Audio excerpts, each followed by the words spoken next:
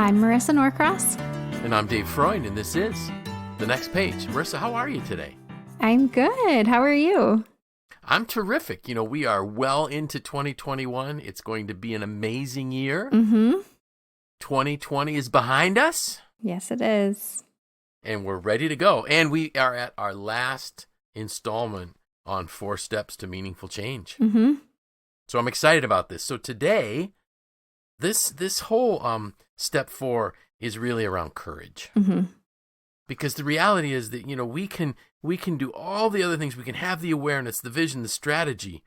We can put all of these beautiful plans in place. But if we don't get moving, if we don't step out in doing things sometimes that are afraid, we won't make any progress whatsoever. And, you know, I know going into 2021 there's a lot of uncertainty. You know, how long will we still have some of these lockdowns? How long, or, you know, lockdown's not a good word, but, you know, restrictions. How long will it take till all of the vaccine is where it needs to be? What is going to happen in Washington with the new president and a new Congress and all? None of us know those things. What's going to happen to the economy? I don't know. But worrying about those things that I don't know anything about, that I have no control over, is not going to help me. And I can tell you this, that if we don't do anything, nothing changes. So that's why I think it's really important for us to take this courage one seriously. And the reality of this is true. Our life expands directly related to the amount of courage that we can employ in our life. There's a Roman historian that I wrote in my post this morning, Tacitus, who wrote, "The desire for safety stands against every great and noble enterprise." The only people that accomplish anything are those that learn how to do something just a little bit afraid. Yep. So, what were your thoughts when you first saw it?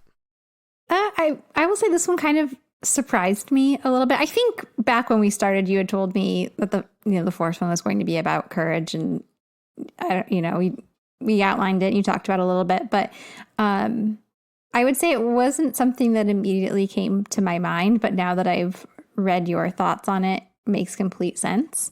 Because you're right. You can spend all your time working on awareness, vision, and strategy, but if you can't take even the smallest leap of faith to get those things going, then it was all wasted. Right. You know, as you were talking there, the thought that when you said, if you don't take that little leap of faith, and the exact thought that came to mind, you're going to laugh about this, was, should I propose to my wife or not? Because if I propose, she might say no. But she might say yes. Well, she did say yes, obviously, 39 years ago. But if you think about that, so for me, that was the thought that came into mind. And maybe it was because I remembered the anxiety that I had to propose or not to propose. What if she says no? I don't, everything changes type of thing. Yeah. But she didn't.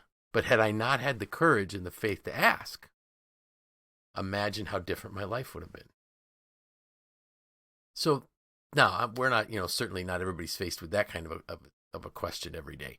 But one of the things you and I talked about before we hit record was, so let's say we have we know we have to have a conversation with our boss, but we're not sure how our boss is going to receive that conversation. So by not having it, we don't solve anything. By not having that conversation of how we might be able to reimagine our position, we have no hope of changing our career. That everything in life that we want is right outside of our comfort zone. All of our needs, desires, everything, it's right outside of our comfort zone. But we have to get comfortable being uncomfortable. So one of the reasons that we don't step out is fear. And it just seems like fear keeps coming back as this underlying theme. It seems I talked about fear more in 2020 than just about anything else, because we have to be able to overcome fear. And one of the things that struck me as I think about fear is always worse at night. Yes, for sure. Right? A screaming child is worse at night than in the daytime. And they're bad in the daytime, but it's worse at night. we hear a bump in the night and it's scary. We hear it during the daytime. It's, oh, well, wonder what that was. The house is settling. Yeah, the house is settling. I remember because we built our own house, and the first winter I lived in my house, it seemed that at night in the winter when it got really, really cold, this house made more popping and wheezing sounds, and I didn't know what it was. I thought, is this thing going to fall down? And when I was talking with a coworker, he said, no, it's just the wood is continually drying out, and it's just so dry. Mm-hmm. Like, now we've lived in this house 30 some years. I'm so used to all the bumps and the bangs. And even if it's at night, it's a little bit scary, but not as bad as it used to be. So the reason it's scarier at night is because we can't see. And there's no light to really reveal what's going on. And so the most important thing we can do with what's holding is to identify what's holding us back. We need the courage, something standing in the way of that courage just flowing. It's typically a fear. What are we afraid of? And the best way to deal with that fear is to talk it out, identify it, label it, name it. So I used the example of, what's the economy going to look like in 2021? I don't know. Can I change the economy in 2021? No. So should I be fearful of what it's going to do? I can't change it. I should prepare for some things, but I need to think through, is this a logic? So, for instance, it's not something we're doing, but do I buy a house or don't I buy a house? Well, logically, we would look at, you buy a house when you can afford to buy a house. And if your job is steady and there's no reason why you think it shouldn't be, why would we worry about what the economy is going to do, whether or not we buy the house? Most people would say that having property is something that's good in a time of financial uncertainty. It certainly is better than buying a car. But you have to have those conversations and talk them out with people. I just had a conversation the other day with somebody that bought a house and wonders if it was a wise thing to do. And I said, if we hit an inflationary period and the dollar loses value, your house retains the value. I said, in Syracuse, we're blessed. We don't have markets that skyrocket, and we don't have markets that collapse. So it's a good hedge against inflation. But he was worried. But when we talked it through, he was able to kind of think it through. So I'm hoping that example makes sense. So I asked you at the beginning if you ever were afraid of things. So did anything come to mind? The one thing I thought would be fearful, you just said, no, that one really didn't bother me. So. I mean, I think, thinking about life events, of course, when my house makes noise at night, I am certainly fearful. Sure. But I mean, I'm sure there are things in large things, even which we've talked about before, right? Like transitioning my role at MACNY, which it's now been 2 years, and I would say it's kind of transitioned again somewhat organically, but that initial change was certainly something that had a lot of fear built into it. And, I think you and I talked through it a lot, which kind of helped shed some light on it and gave me the courage to move forward. So I think, that was probably the most recent kind of large life altering decision that required some courage. And that was a huge one. That was a big one for sure. Yeah. And I remember back then, I think the first conversation you and I had, I was in You were in Palm Florida. Beach. Mm-hmm. Yeah. And I get this text from you. Can you talk? And I'm like, And I kind of had an idea that something was up. And I think my response might have been, yes, unless you're telling me you're leaving. Something like that. But then we had the conversation, and you just needed to verbalize what you were feeling. Yeah. I think it depends, and it kind of, these types of things I think are very dependent on personality types as well. Absolutely. And I'd consider myself a pretty risk averse person. Yes. And I am very calculative, and I will that, you and I had that conversation, which definitely gave me the push I needed. But then I had to go do my own like calculations and spreadsheets and charts. And I think that was kind of my way. Like that's my process. That is how I can have courage to make those decisions. Before we started recording, you asked me if I had ever performed in a dance recital. Everyone who listens to the podcast knows that I danced for 20 something years. And you asked me if I was, afraid all those times. And I wasn't. And I think maybe I was when I was 2 years old. But then it became like I had my process, my preparation process that kind of got me out of that place, I switched the way my brain looked at it. Yes, perfect.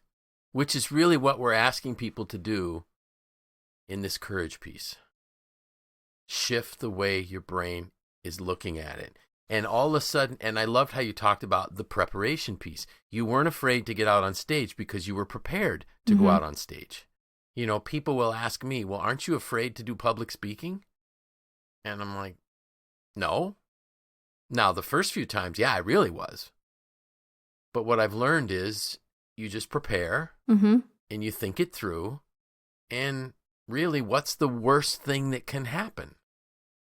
Now, actually, I lived through one of those worst things that could happen, if you think about it. And it was pretty big. It was about a year ago this time when I was presenting something, and the group that I was presenting to just revolted against the video that I presented, because I was showing a video, and you know what we're talking about here because I shared it with you. Yeah. And it was like that is like a traumatic moment that still every now and then I'll get these like chills that go down my spine when I think about it.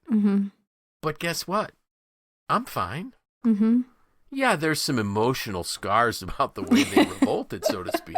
And do I ever want to go back? No, I don't ever want to go back. But you know what? I survived it. And looking back on even that, which I consider to be a very difficult time, I learned a great deal. So it wasn't a failure. And your courage probably expanded beyond that, right? Like you stepped outside your comfort zone. You did something uncomfortable. It didn't go as you had planned. Right. But you learned something. And exactly. Now you probably have that, when you think about like, how bad could this be? Is it going to be as bad as that one time? Probably not. Probably not. Now that I've got that one under my belt, no, it won't be that bad. And I'll ask a lot more questions before I go in than I did for that one. So really what we're talking about is training our brain to we're not talking about being careless by any means. Right. I am also very risk averse. But there's a difference between stepping out with courage and being foolish. So we're not saying to be foolish, being very calculating. Have the conversations with the people. So whatever it is that's holding you back, identify what's the fear that's keeping me from stepping out in courage. Work it through, talk it through. And this point about getting comfortable being uncomfortable, with you getting on stage hundreds of times, you became comfortable in a very uncomfortable situation to the point that you probably got to a point where you really enjoyed it. So that's what's going to happen. The more we do it, we actually enjoy it, because there is this little bit of an adrenaline rush when you're doing something that's a little scary. Yeah. But you love it. You want to be on stage, so to speak. And we can cultivate ourselves to do that. One of the things I had a note here, what's the risk of not acting? A life of regret. Right. Wow. And that is such a fearful statement. I don't want to get to the end of my life and be able to say, well, I wonder what would have happened if. So using the proposal example, yeah, my wife could have said no. Thankfully, she didn't. But can you imagine if I would have spent my life watching her from afar, living a life with someone else? The regret that would have been part of that. One of the things too that I liked when I did a little bit of research on this was developing intellectual courage. And I never thought about this, the power of exposing our mind to other people's struggles and challenges through books and literature and things like that. You and I've mentioned offline that I just finished it today, the Walking with Destiny, the book about Winston Churchill. And man, when you are able to listen to what that man went through, it gives you courage. Tremendous courage. And so other people may look at our country in these turbulent times and say, oh my goodness, are we going to make it? Yeah, well, why don't you just read Team of Rivals about Lincoln? Read any of the historical books of things we've gone through as a country. It's going to give you this intellectual courage. You begin to be able to reason out in your mind that while it may look really bad for me right now, this is nothing compared to what other people have gone through. Mm-hmm. One of the things I did early in the last, early 2020, like in the April timeframe, was started reading about the Spanish flu of 1917, 18, and 19. Because it shows you these things have happened in the past. And we'll get through it without much trouble. Is there anything that you'd, other than talking things out, is there anything else that you do that helps you overcome the fear to hold you back, that might hold you back? I think talking things out is critical for me. I think looking at kind of a risk-reward scenario, right? Maybe plotting out like a pros and cons list, or depending on what it is, considering what's at stake and what the situation could be. I think that's important. You also mentioned at the beginning before we hit record was taking that small step. Yeah. Yes. I think whether it's starting something with a small step or just taking the next step. Right. Even if it's really tiny, even if it's just today I'm going to Google XYZ because that will at least get me started on this path. I think that is critical, which kind of piggybacks on what we talked about last week on strategy and kind of breaking things into bite-sized pieces. And sometimes they need to be baby size pieces, really, really tiny. And that can help just kind of build that momentum. And by, tiptoeing along the way, you might realize, hey, this isn't so scary after all. Exactly. I was thinking too about, so I know I have to call this customer, but I'm afraid to call the customer. I want, maybe it's to do a proposal. If you have a quality problem, you call the customer right away. But trying to sell a product, trying to connect, if I want to try to reach out to a potential coaching client, and I'm kind of concerned, what are they going to, so schedule the appointment. That becomes the first step.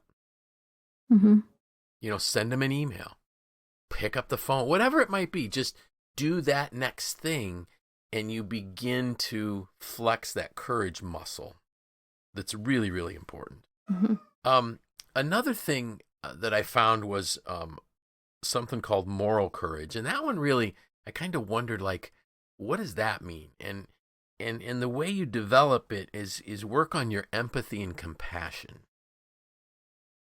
And what I got from that was, I've mentioned in the past this Change Your World program that's going to be rolling out nationally in the next probably 4 weeks.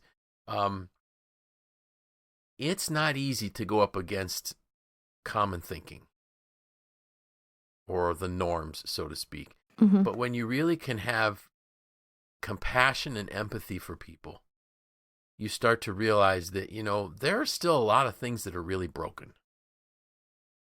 And I may have to challenge some of my own thoughts, my own past learnings, to address some things that really need to be addressed. And that's kind of what I see in this developing empathy and listening to people.